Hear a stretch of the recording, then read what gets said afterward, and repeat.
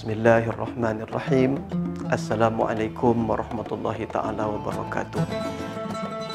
Alhamdulillahirabbil alamin, nahmaduhu wa nusalli wa nusallimu ala rasulihil karim, amma ba'du.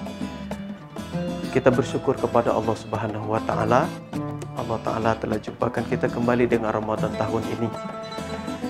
Bersolawat kepada Nabi sallallahu alaihi wasallam. Allahumma salli ala sayyidina Muhammad wa ala ali sayyidina Muhammad.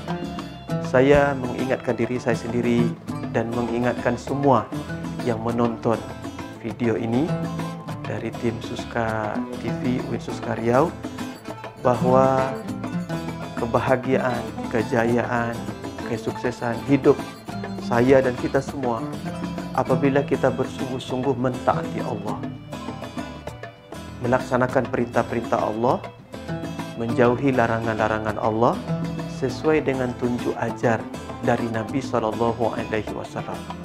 Sejauh mana kita bersungguh-sungguh mengamalkan agama dalam kehidupan, sejauh itu pula lah Allah Ta'ala akan beri kita kebahagiaan. Tapi kalau kita jauh dari amal-amal agama, maka kita pun akan jauh dari ketenangan, kebahagiaan hidup.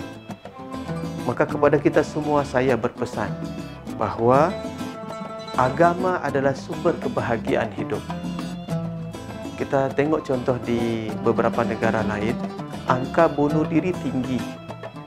Misalkan di Jepang atau di Korea, angka bunuh diri tinggi. Padahal teknologi mereka bagus, ekonomi mereka bagus. Tetapi kenapa angka bunuh diri tinggi? Jawabannya adalah tidak ada ketenangan dalam hidup. Di manakah kunci ketenangan hidup Allah Ta'ala letakkan? Kuncinya adalah dalam agama. Apabila kita semua bersungguh-sungguh mengamalkan agama, Allah Ta'ala akan beri kebahagiaan. Sempurna mengamalkan agama, sempurna kebahagiaan. Sedikit mengamalkan agama, sedikit kebahagiaan. Tidak ada amal agama, tidak ada kebahagiaan dalam hidup. Dan salah satu amal agama yang paling penting yang harus saya dan kita semua jaga adalah solat. Apa? Solat. Para penonton Suska TV yang dimuliakan oleh Allah Ta'ala, solat adalah amal besar, amal penting dalam Islam. Bahkan kata para ulama, kalau kita ingin tahu level kita di sisi Allah, cek solat kita. Kalau kita menganggap solat penting, berarti kita orang yang penting di sisi Allah. Kalau kita menganggap solat ini remeh, maka kita pun orang yang remeh dalam pandangan Allah. Amal agama, perintah-perintah dalam ajaran agama kita, turun wahyu. Puasa misalkan. Auzubillahi minasyaitonirrajim. Ya ayyuhallazina amanu kutiba alaikumus syiyam sampai ujung ayat. Begitu juga perintah-perintah yang lain. Tapi solat tidak turun wahyu. Solat dijemput perintah itu oleh Nabi SAW melalui peristiwa apa? Isra dan Mi'raj. Solat adalah ibarat kepala pada badan. Solat ibarat kepala pada badan. Begitu kata Nabi SAW. Kalau ada orang yang meninggalkan solat seperti manusia tak punya kepala. Ada orang datang ke rumah, tok tok tok, assalamualaikum. Kita buka pintu, kita tengok mata dia tak ada, dia buta. Kita bagi 10,000. Besok ada orang datang minta sedekah, kakinya potong, dia pakai kaki palsu atau pakai tongkat, kita bagi 20,000. Kalau ada yang datang ke rumah kita, tok tok tok, ketika buka pintu kepalanya tak ada, berapa ribu kita bagi? Kita lari ketakutan. Hantu, kita takut.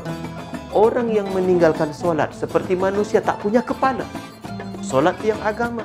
Orang mendirikan solat, mendirikan agama. Yang meninggalkan solat, meruntuhkan agama. Pertanyaannya sekarang, siapa hari ini yang meruntuhkan Islam? Jawab. Orang-orang Islam yang meninggalkan solat, mereka yang meruntuhkan Islam. Dan khusus untuk kita warga kampus UIN Suska Riau, sepatutnya dari kampus kita inilah menjadi pelopor, menjadi contoh di masyarakat. UIN Suska Riau kita ada mahasiswa 26,000 lebih. Tinggal di kawasan kos-kosan, di kawasan kampus. Baik yang di Panam, Sukajadi, tapi kebanyakannya di Panam. Kalaulah hidup amalan solat, khususnya bagi laki-laki berjemaah di masjid, di musola, tempat kawasan kos-kosan tinggal, Masya Allah, hiduplah surau, musola, masjid yang ada di kawasan kampus, kawasan kos-kosan mahasiswa. Tapi kalau masjid musola sunyi di kawasan kos-kosan mahasiswa, menunjukkan apa? Berarti mahasiswa jarang ke musola, ke masjid berjemaah. Maka dari sinilah sebenarnya menjadi kerisauan baik dari pimpinan, dosen, termasuk aktivis, senat, dema, sema dan sebagainya. Di sini kita berfikir bagaimana usaha ke arah memastikan seluruh warga UIN Suskariau, dosennya, tendiknya, pimpinannya, stafnya, termasuk mahasiswa, bagaimana kita sama-sama jaga solat. Skop lebih besar lagi, bagaimana warga Pekanbaru, warga Riau, Indonesia, seluruh umat Islam jaga solat. Kemudian ada satu lagi perkara sangat penting, yaitu solat yang paling disukai oleh Allah Ta'ala, solat fardu maksudnya, yaitu kita kerjakan dengan cara berjemaah. Sallu kama ra'aitumuni usolli. Solatlah kamu seperti mana kamu tengok aku solat, kata Nabi sallallahu alaihi wasallam. Kita tak pernah melihat Nabi solat. Nabi sudah lama tinggalkan kita, tapi dari kitab para ulama, dari nasihat para ulama kita bisa belajar, kita bisa tahu bagaimana cara Nabi solat, bagaimana tertib Nabi solat.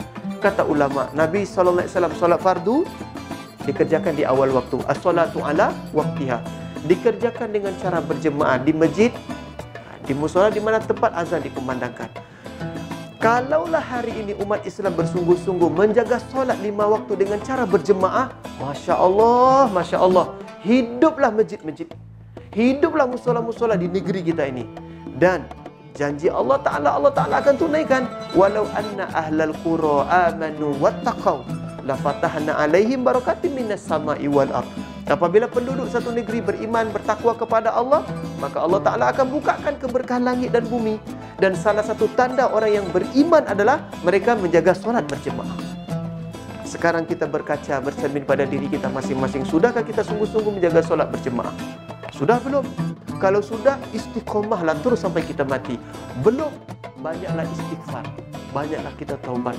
Sebab adab kita kepada Allah sebagai hamba, kita solat di rumah Allah. Sebab Allah Ta'ala melalui suara muazzin, hayya ala solah. Apa arti hayya ala solah? Marilah solat. Solatnya di mana? Di rumah Allah, masjid musola. Adab kita sebagai hamba kepada Allah, pencipta kita, Tuhan kita, kita datang ke rumah Allah. Hidup mati kita yang menentukan siapa? Allah. Rezeki kita siapa yang beri? Allah. Kita berjalan di atas muka bumi, bumi ini milik siapa? Allah. Kita hidup di bawah kolong langit, langit milik siapa? Allah. Air yang kita minum, rezeki dari Allah. Apa yang kita makan, semua nikmat Allah. Terus kenapa kita degil sebagai hamba? Dengar azan berkumandang masih tidur, masih main game, masih depan laptop, masih di kafe, masih di kelas. Kenapa kita tidak segera ke masjid? Di mana adab kita sebagai hamba kepada Tuhan kita? Datang ke masjid. Harusnya datang ke masjid, tapi kenapa tak ke masjid? Yang kedua, solat berjemaah adalah contoh dari Nabi sallallahu alaihi wasallam. Siapa Nabi sallallahu alaihi wasallam? Nabi kita, junjungan kita, pimpinan kita. Sepatutnya arahan Nabi kita ikut. Nabi berjemaah, Nabi salat fardu berjemaah. Terus kenapa kita hari tidak berjemaah? Di mana pula adab kita kepada Nabi sallallahu alaihi wasallam? Sebagai hamba, kita mesti berjemaah ke masjid. Kalau kita tak berjemaah ke masjid, su'ul adab kepada Allah. Sebagai hamba, kita su'ul adab, buruk adab kepada Allah. Sebagai umat Nabi SAW, kalau kita tidak berjemaah ke masjid, Nabi solat fardu berjemaah, kita solat fardu di rumah, berarti kita tidak ikut Nabi. Su'ul adab kepada Nabi, buruk adab kita kepada Nabi SAW. Coba sekarang, khususnya kepada yang menonton ini, adik-adik mahasiswa, kalau urusan kalian susah di kampus, jumpa PA, tanda tangan KRS susah, urusan proposal susah, skripsi susah, nilai pun banyak C, D. Coba cek, jangan-jangan karena kalian belum sungguh-sungguh jaga solat berjemaah, urusan kalian jadi susah di kampus. Kenapa? Karena Allah Ta'ala akan letakkan dalam hati hamba-hambanya yang lain, akan ada rasa sayang kepada orang yang menjaga perintah Allah. Kalau kita amalkan agama, maka terutama solat berjemaah, maka Allah Ta'ala akan beri kemudahan-kemudahan dalam hidup. Kepada yang belum jaga solat berjemaah, saya merayu, saya mengajak, menghimbau, ayo kita hidupkan masjid-masjid kita.